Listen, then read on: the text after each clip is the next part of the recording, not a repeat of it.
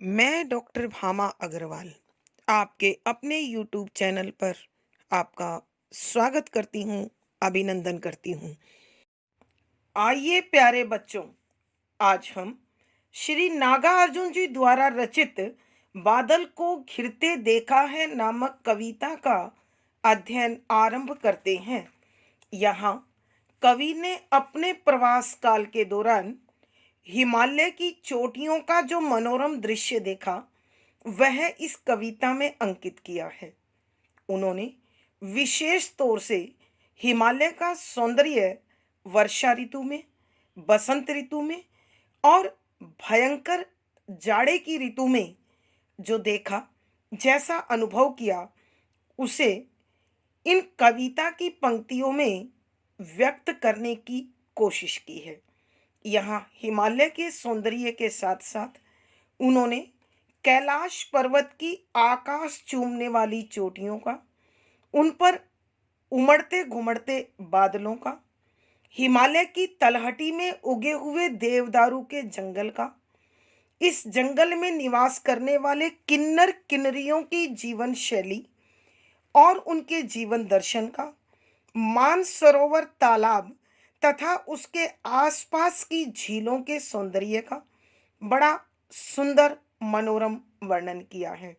यहाँ कवि ने कस्तूरी मृग की जो स्थिति होती है कस्तूरी के उत्पन्न होने के बाद, वह भी बड़ी ही भावुक दृष्टि के साथ कवि ने प्रस्तुत किया है। यहाँ कवि की दृष्टि से चंद्रमा के कारण बिछड़े हुए चकवे और चकवी के मिलन को भी बड़े ही भावपूर्ण शब्दों में उकेरा गया है।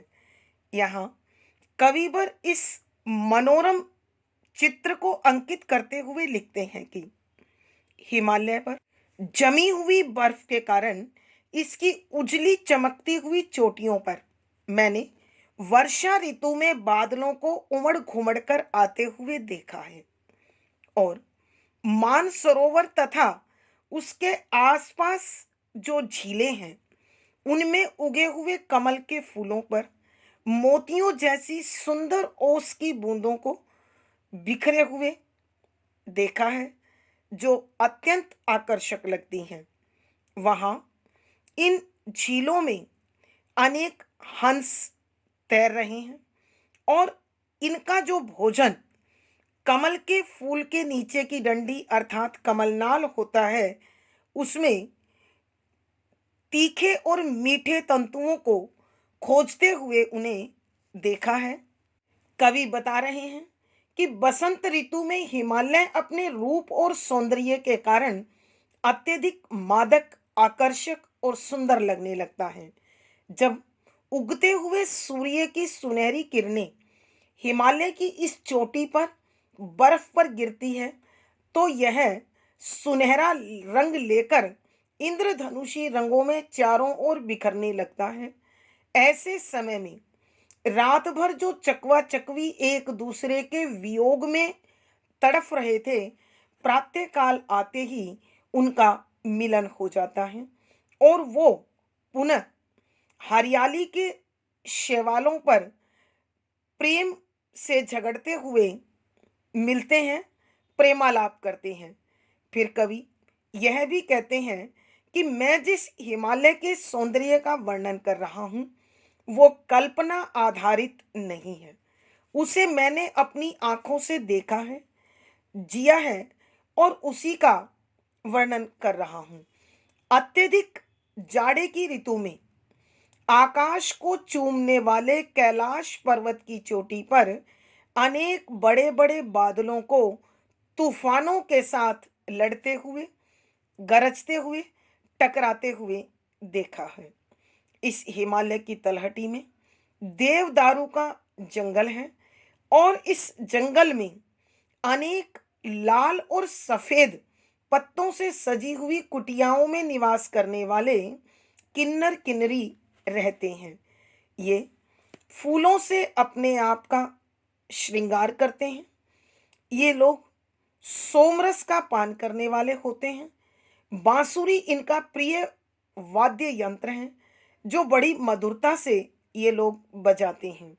इन लोगों का जीवन प्राकृतिक अंचल में होने के कारण प्रकृति के बड़ा नजदीक होता है। ये लोग आसन के रूप में मृग की छाल का इस्तेमाल करते हैं और उस कोमल छाल पर बैठकर मदिरा से लाल हुई आंखों में, ये अत्यंत मदिरा के कारण इनकी आंखें लाल हो जाती हैं और बड़ी मधुरता से बांसुरी को बजाते हैं।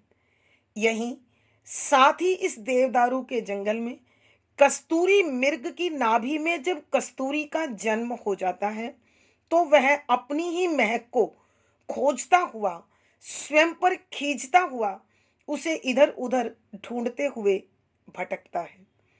साथ ही कविवर इन आकाश चूमी कैलाश पर्वत पर या हिमालय की इन चोटियों पर बादलों का जो दृश्य देखते हैं, अचानक कवि को कालिदास के मेघदूत की याद आ जाती है, जिसमें धनपति कुबेर अपनी पत्नी के लिए अलका नगरी में संदेशवाहक के रूप में बादल को चुनता है और मेघदूत को वहां भेजता है।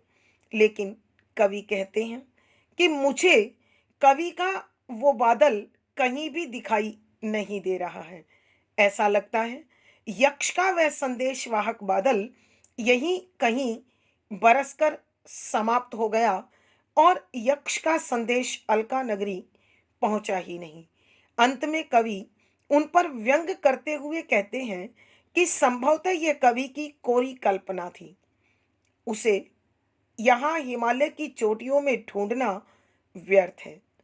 दूसरे शब्दों में कवि के कहने का अर्थ यह है कि प्रत्येक साहित्यकार को अथवा लेखक को कल्पना की बजाय यथार्थ लेखन लिखना चाहिए, क्योंकि वो स्वाभाविक भी होता है और स्थायी भी होता है। अतः कवि के द्वारा हिमालय के चोटियों पर जो सुंदर दृश्य देखे गए हैं, उनका वर्णन अब इस कविता में हम आगे करते हैं। पद संख्या 1। अमल धवलगिरी के शिखरों पर बादल को घिरते देखा है, छोटे छोटे मोती जैसे उसके शीतल तुहिन कणों को मान सरोवर के स्वर्णिम कमलों पर गिरते देखा है, बादल को घिरते देखा है। प्रसंग। प्रस्तुत पद हमारी हिंदी की पाठ्य पुस्तक समकालीन हिंदी कविता में संकलित श्री नागा अर्जुन जी द्वारा रचित कविता बादल को घिरते देखा है नामक कविता से लिया गया है। संदर्भ। यहाँ कविवर नागा अर्जुन जी एक यायावर अर्थात घूमने वाली प्रवृत्ति के कवि थे। उन्होंने अनेक यात्राएं की और अपने इस प्रवास के दौरान तिब्बत यात्रा के समय जो हिमालय के सौंदर्य को उन्होंने निकट से देखा, पास से अनुभव किया, उसका अत्यंत सुंदर सजीव मनोरम चित्र अंकित किया है। यहाँ कविवर बता रहे हैं कि वर्षा ऋतु में हिमालय की चोटियों का जो सौंदर्य है, जो उसका आकर्षण है, वो कैसा दिखाई देता है, किस प्रकार उस वातावरण के सौंदर्य ने कवि को अपने अंदर बांध लिया, उसका वर्णन करते हुए कविवर लिखते हैं कि व्याख्या। शब्दों के अर्थ साथ साथ अमल, अमल अर्थात मल से रहित, स्वच्छ, सुंदर, साफ, निर्मल, धवल, सफेद, उजली, बर्फ से ढकी होने के कारण वो चोटियां सफेद थी, उजली थी। गिरी, पर्वत, के शिखरों, चोटियों पर ऊपर, बादल, बादलों को घिरते उमड़ घुमड़ कर आते हुए देखा देखा है, छोटे छोटे, बहुत छोटे छोटे, मोती मोती के जैसे के समान, उसके अर्थात ओस के, शीतल ठंडे, तुहीन बर्फ की बूंदें अथवा ओस की बूंदें, कण कणों को, मानसरोवर मानसरोवर तालाब के उन उन स्वर्णिम सुनहरे रंग वाले कमल कमल के फूलों पर गिरते गिरती हुई देखा है, महसूस किया है। बादल को घिरते देखा है कि मैंने वर्षा ऋतु में हिमालय की चोटियों पर बादलों को घिरते हुए देखा है।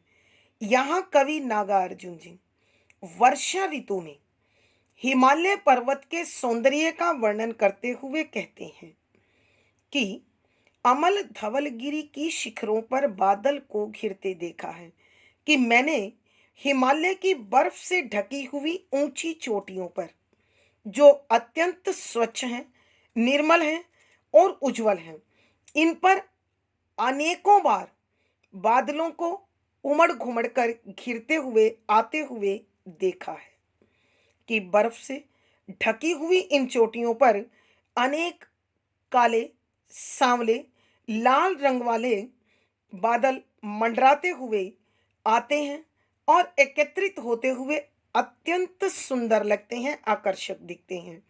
छोटे छोटे मोती जैसे उसके शीतल तुहिन कणों को मान सरोवर के उन स्वर्णिम कमलों पर गिरते देखा है कि मैंने इन बादलों से अनेक छोटे छोटे नन्हे नन्हे ओस के कणों को झरते हुए और मानसरोवर तालाब में खिले हुए सुनहरे रंग वाले कमल के फूलों पर उन शबनम के मोतियों को, उन ओस की बूंदों को गिरते हुए, जमते हुए, ठहरते हुए देखा है, जो अत्यंत आकर्षक लगते हैं, मनमोहक लगते हैं। बादल को घिरते देखा है कि कवि कहते हैं मैंने हिमालय पर्वत की ऊंची चोटियों पर अनेकों बार घिरे हुए बादलों को और कमल के फूलों पर गिरी हुई ओस की बूंदों को देखा है, जिन्हें देखकर मेरा मन अत्यंत प्रसन्न हो गया है, भावुक भाव विभोर हो गया है। आइए बच्चों, हम एक बार फिर इस पद की व्याख्या करते हैं। यहाँ कविवर नागार्जुन जी वर्षा ऋतु में हिमालय पर्वत के सौंदर्य का वर्णन करते हुए कहते हैं कि इस वर्षा ऋतु में हिमालय पर्वत की ऊंची बर्फ से ढकी हुई चोटियां अत्यंत स्वच्छ, निर्मल और चमकती हुई दिखाई देती हैं और वर्षा ऋतु में अनेक सांवले, काले, लाल व सफेद बादलों को मैंने मंडराते हुए इन हिमालय की चोटियों पर एकत्रित होते हुए, घूमते हुए देखा है। छोटे छोटे मोती जैसे उसके शीतल तुहिन कणों को मान सरोवर के उन स्वर्णिम कमलों पर गिरते देखा है कि इसी समय दूसरी ओर मानसरोवर तालाब के अंदर खिले हुए सुनहरे रंग के कमल के फूलों पर इन बादलों से झरझर कर गिरती हुई नन्ही नन्ही ओस की बूंदों को झरता हुआ और इन कमल के फूलों पर गिरकर ठहरा हुआ देखा है, जो अत्यंत आकर्षक, मोहक, सुंदर लग रहे हैं। और मैंने अनेकों बार हिमालय की चोटियों पर बादलों को उमड़ घुमड़ कर घिरते हुए और एकत्रित होते हुए देखा है। यह दृश्य अत्यंत मनोहर, अत्यंत मनमोहक और सुंदर प्रतीत होता है। अर्थात कवि के कहने का भाव यह है कि हिमालय की चोटियों पर उमड़ते घुमड़ते बादल और कमल के फूलों पर सजी हुई ओस की बूंदें बड़ी आकर्षक और प्यारी दिखाई देती हैं। भावार्थ कवि के कहने का भाव यह है कि वर्षा ऋतु में हिमालय का सौंदर्य अत्यंत अनुपम, अलौकिक और अद्वितीय होता है। विशेष यहाँ कवि ने हिमालय पर्वत की चोटियों के प्राकृतिक सौंदर्य का अत्यंत आकर्षक वर्णन किया है। शुद्ध साहित्यिक खड़ी बोली का प्रयोग है। यहाँ अद्भुत रस प्रसाद गुण है। गीति काव्य के कारण संगीतात्मकता बनी हुई है। यहाँ पर अनुप्रास, मानवीकरण, पुनरुक्ति प्रकाश आदि अलंकारों का सुंदर सटीक प्रयोग हुआ है। यहाँ अनुप्रास, मानवीकरण, पुनरुक्ति प्रकाश, उपमा आदि अलंकारों का अत्यंत सुंदर सटीक प्रयोग हुआ है। पद संख्या 2। तुंग हिमालय के कंधों पर छोटी बड़ी कई झीलें हैं। उनके श्यामल नील सलिल में समतल देशों से आकर पावस की उमस से आकुल तिक्त मधुर विष तंतु खोजते हंसों को तिरते देखा है, बादल को घिरते देखा है। प्रसंग पूर्ववत। संदर्भ। यहाँ कविवर वर्षा ऋतु के दौरान हिमालय पर्वत के अनुपम सौंदर्य का वर्णन कर रहे हैं।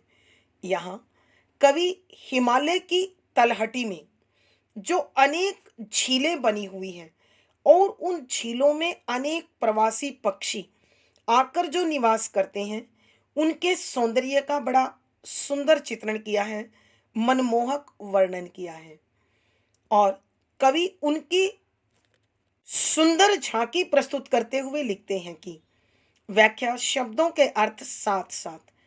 तुंग अर्थात बहुत ऊंचाई वाली, तीखी हिमालय हिमालय की, कंधों कंधे अर्थात ऊंची चोटियों पर, छोटी बड़ी कुछ छोटी और कुछ बड़ी, कई झीलें अनेक झीलें हैं।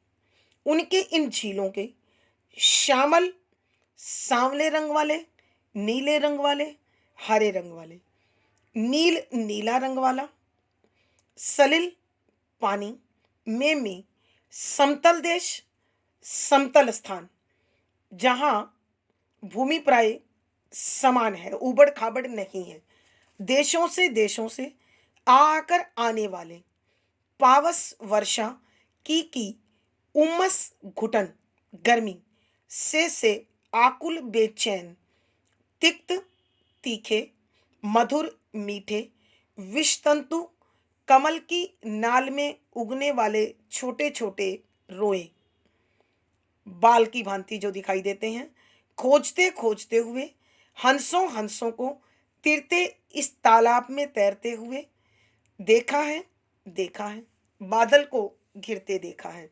कि यहाँ कविवर नागा अर्जुन जी बताते हैं कि वर्षा ऋतु में हिमालय पर्वत की चोटियों का जो सौंदर्य है वो बड़ा अद्भुत होता है। इस ऊंचे हिमालय की चोटियों के कंधों पर अनेक छोटी बड़ी झीलें बनी हुई हैं, अर्थात यहाँ सूर्य की गर्मी के कारण बहकर जो पानी आता है उससे इसकी तलहटी में अनेक झील बन चुकी हैं। उनके श्यामल नील सलिल में समतल देशों से आकर कि इन झीलों में भरा हुआ जो सांवला और नीला पानी है, इस पानी में अनेक ऐसे हंस तैर रहे हैं जो अपने देश में प्रतिकूल मौसम होने के कारण वो आकर इन झीलों में निवास करते हैं। और पावस की उमस से आकुल कि वर्षा ऋतु की इस गर्मी से, इस घुटन से बेचैन होकर वो इन झीलों में तैरते हैं और अपने भोजन के लिए तिक्त मधुर विष तंतु खोजते हंसों को तिरते देखा है। कि कमल की डंडी जो उनका भोजन है उसमें तीखे और मीठे उगने वाले बाल की भांति जो रोए होते हैं, उन्हें ढूंढते हुए देखा है मैंने अनेकों बार हिमालय की चोटी पर बादलों को घिरते हुए और इन झीलों में हंसों को तैरते हुए देखा है। आइए बच्चों, हम एक बार फिर इस पद की व्याख्या करते हैं। यहाँ कविवर नागार्जुन जी वर्षा ऋतु में हिमालय पर्वत की चोटियों का जो सौंदर्य है, उसकी तलहटी का जो आकर्षण है, उसका बड़ा मनोरम चित्र अंकित करते हुए कहते हैं कि तुंग हिमालय के कंधों पर छोटी बड़ी कई झीलें हैं। कि ऊंची ऊंची आकाश को छू लेने वाली हिमालय की इन चोटियों की तलहटी में अनेक छोटी बड़ी झीलें बनी हुई हैं, जो हिमालय की बर्फ के पिघलने से बने हुए पानी के कारण हमेशा भरी रहती हैं।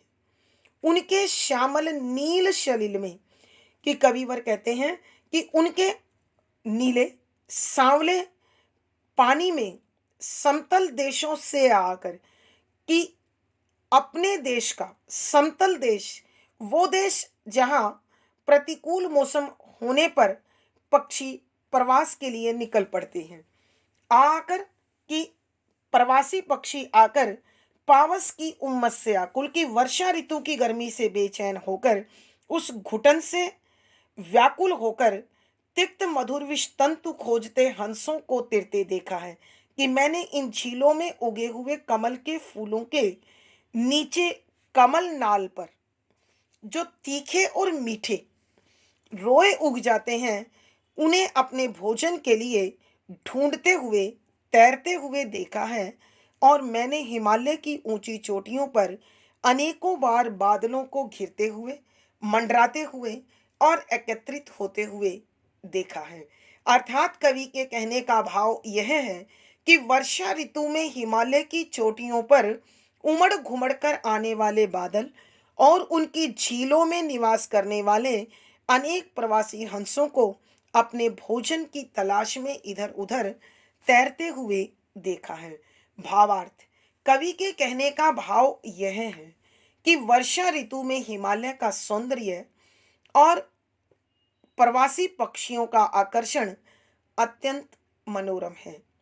विशेष यहाँ हिमालय की चोटियों का बड़ा सुंदर चित्रण किया गया है। शुद्ध साहित्यिक खड़ी बोली का प्रयोग है। अद्भुत रस प्रसाद गुण है। यहाँ गीति काव्य के सभी तत्व मौजूद होने के कारण संगीतात्मकता और बड़ी भाव प्रवणता बनी हुई है। यहाँ अनुप्रास, मानवीकरण, पुनरुक्ति प्रकाश, पदमैत्री, स्मरण आदि अलंकारों का बड़ा सुंदर सटीक प्रयोग हुआ है। पद संख्या 3। जाने दो वह कवि कल्पित था, मैंने तो भीषण जाड़ों में नभ चुंबी कैलाश शीर्ष पर महामेघ को झंझा नील से गरज गरज भिड़ते देखा है, बादल को घिरते देखा है। प्रसंग पूर्ववत। संदर्भ, यहाँ कविवर भीषण जाड़े की ऋतु में हिमालय पर्वत का जो सौंदर्य है और वहां बादलों के उमड़ने घुमड़ने से जो आकर्षण उत्पन्न हुआ है, कवि उसका बड़ा भावपूर्ण चित्रण कर रहे हैं। और साथ ही कवि को इस पद में कालिदास द्वारा रचित मेघदूत में जो धनपति कुबेर के द्वारा अपनी पत्नी को भेजा गया संदेश बादल के माध्यम से, उस बादल को भी यहाँ ढूंढने की, बताने की कोशिश की है। और कवि का सुझाव है कि कल्पना की बजाय यथार्थ चित्रण अधिक सजीव, अधिक शाश्वत और स्थायी होता है। अतः हमें कल्पना की बजाय यथार्थ को समझना चाहिए। और इसी यथार्थ चित्रण पर बल देते हुए कविवर लिखते हैं कि व्याख्या, शब्दों के अर्थ साथ साथ, जाने दो, भूल जाओ, उसकी बात मत करो। वह अर्थात मेघदूत जिसे धनपति कुबेर ने अपनी पत्नी यक्षिणी के पास अलका नगरी संदेश देने के लिए भेजा था, वह कवि कल्पित, कवि की कल्पना का आधार था, कवि की कल्पना से निर्मित था। मैंने कवि अपने लिए तो भीषण भयंकर जाड़ों सर्दी की ऋतु में नभ आकाश चूंबी चूमने वाला, अर्थात बहुत ऊंचाई पर कैलाश पर्वत शीर्ष सबसे ऊंची चोटी पर महामेघ, बहुत बड़ा बादल, विशालकाय बादल, भीमकाय बादल, को झंझानील अर्थात तूफानों से गरज गरज कर, गरजते हुए, भिड़ते टकराते हुए देखा है। मैंने हिमालय पर्वत की चोटियों पर बादल को घिरते हुए देखा है। यहाँ कविवर नागार्जुन जी भीषण जाड़े की ऋतु में हिमालय पर्वत अथवा कैलाश पर्वत की ऊंची चोटियों पर बादलों के सौंदर्य का वर्णन करते हुए लिखा है कि मैंने इस कैलाश की ऊंची चोटी पर जिस विशालकाय भीमकाय बादल को तूफानी हवाओं से लड़ते हुए देखा है, वह बड़ा अद्भुत है, बड़ा मनोरम आकर्षक है। और कवि को इस बादल को संघर्ष करते हुए देखकर कालिदास के मेघदूत का स्मरण हो आया। अतः वो लिखते हैं कि जाने दो वह कवि कल्पित था कि मैं जिस मेघदूत को ढूंढ रहा हूं वह कालिदास की कल्पना में रचा गया बादल था, लेकिन मुझे वो कहीं दिखाई नहीं दे रहा है। जाने दो वह कवि कल्पित था कि उस बादल को भूल जाओ, वह कवि की कल्पना से निर्मित था। मैंने तो भीषण जाड़े में कि मैंने बेहद सर्दी की ऋतु में कि कविवर कहते हैं कि मैंने तो भयंकर ठंड के मौसम में भीषण सर्दी में आकाश चूमने वाले कैलाश पर्वत की ऊंची चोटियों पर विशालकाय भीमकाय बादलों को अपने अस्तित्व के लिए, अपने आप को बचाने के लिए तूफानी हवाओं से गरज गरज कर झगड़ते हुए देखा है। अर्थात कवि बता रहे हैं कि सर्दी की ऋतु में बड़े बड़े विशालकाय बादल यहाँ चलने वाली तीखी हवाओं के साथ टकराते रहते हैं और टकराकर बरस जाते हैं। इसलिए कविवर कहते हैं कि संभवतः कालिदास ने मेघदूत में जिस बादल को धनपति कुबेर का संदेश लेकर अलका नगरी भेजा था, वो यहीं कहीं इन तूफानी हवाओं से टकराते हुए बरस गया होगा और उसने संभवतः कुबेर का संदेश अलका नगरी नहीं पहुंचाया होगा। तो कवि यहाँ सुझाव देते हैं, अपनी राय देते हैं कि हमें कल्पना की बजाय यथार्थ चित्रण पर अधिक बल देना चाहिए, क्योंकि यथार्थ दर्शन हमेशा सजीव होता है, शाश्वत होता है, स्थायी होता है। इसलिए कविवर बता रहे हैं कि मैंने हिमालय का जो सौंदर्य प्रत्यक्ष तौर से देखा है, महसूस किया है, मैं उसी का वर्णन करूंगा। मैं कल्पना आधारित बात नहीं करूंगा। आइए बच्चों, हम एक बार फिर इस पद की व्याख्या करते हैं।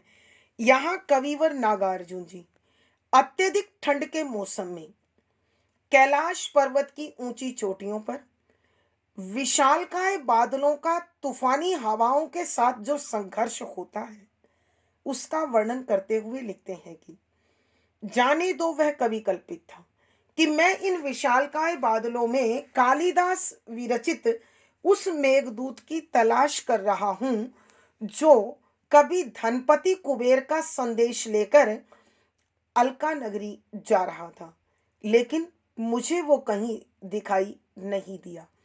अतः कवि कहता है, भूल जाओ, वह बादल कवि की कल्पना का आधार था, कवि की कल्पना से निर्मित था।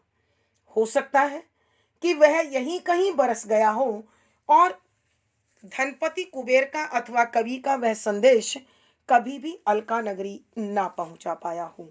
मैंने तो भीषण जाड़ों में कि मैंने इस कैलाश पर्वत की ऊंची चोटी पर भयंकर ठंड के मौसम में, अत्यधिक सर्दी के मौसम में नभचुंबी कैलाश शीर्ष पर आकाश को चूमने वाले कैलाश पर्वत की ऊंची चोटियों पर महामेघ को जंजानिल से कि विशालकाय भीमकाय बादलों को तूफानी हवाओं के साथ गरज गरज भिड़ते देखा है, कि गरज गरज कर संघर्ष करते हुए, टकराते हुए देखा है। और हिमालय की इन चोटियों पर भीषण जाड़े में विशालकाय बादलों को तूफानी हवाओं से टकराते हुए देखा है। अर्थात कवि के कहने का भाव यह है कि जो सौंदर्य यथार्थ के आधार पर रचा जाता है, बताया जाता है, वह शाश्वत होता है, स्थायी होता है और सजीव होता है। अतः हमेशा यथार्थ चित्रण करना चाहिए। और कवि ने हिमालय की सौंदर्य का, हिमालय की चोटियों के सौंदर्य का तथा बादलों का यथार्थ चित्रण किया है। भावार्थ: कवि के कहने का भाव यह है कि वर्षा ऋतु, बसंत ऋतु तथा कवि के कहने का भाव यह है कि अत्यधिक ठंड के मौसम में कैलाश की चोटियों पर बादलों का सौंदर्य बड़ा अनुपम अद्भुत होता है, जो अक्सर तूफानी हवाओं से टकराते हुए भीषण आवाज और गर्जना करते हुए बड़े आकर्षक दिखाई देते हैं। विशेष: यहाँ कवि ने ठंड के मौसम में हिमालय के सौंदर्य का चित्रण किया है। शुद्ध साहित्यिक खड़ी बोली का प्रयोग है। अद्भुत रस प्रसाद गुण है। यहाँ गीति काव्य के तत्व मौजूद होने के कारण संगीतात्मकता और भाव प्रवणता बनी हुई है। यहाँ पर अनुप्रास, पदमैत्री, पुनरुक्ति प्रकाश, स्मरण, विशेषोक्ति आदि अलंकारों का बड़ा सुंदर सजीव चित्रण किया है। आज की कक्षा में प्यारे बच्चों इतना ही। अगली कक्षा में फिर मुलाकात होगी। आशा है पढ़ा गया विषय आपको रुचिकर लग रहा होगा। अपने भाव व विचार कमेंट बॉक्स में लिखें। वीडियो को लाइक करें, शेयर करें और चैनल सब्सक्राइब करें। आपका दिन और जीवन मंगलमय हो, इसी शुभकामना के साथ आभार, धन्यवाद।